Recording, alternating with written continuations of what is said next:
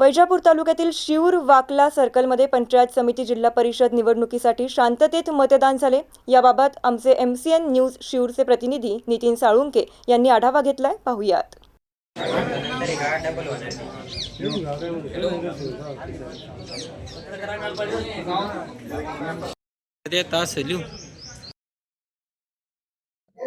वैजापूर तालुक्यातील शिऊर सर्कल येथे आज दुपारपर्यंत मतदान यंत्रणेमध्ये थंडावा दिसत होता, परंतु एकदमच मतदान बुथावर संध्याकाळी मतदान वेळ संपण्याच्या वेळेच्या आधी एकच गर्दी मतदारांनी केली आहे आणि क्वचित वाद वगळता या शिऊर सर्कल मध्ये प्रत्येक ठिकाणी शांततेपूर्व मतदान झालं आणि या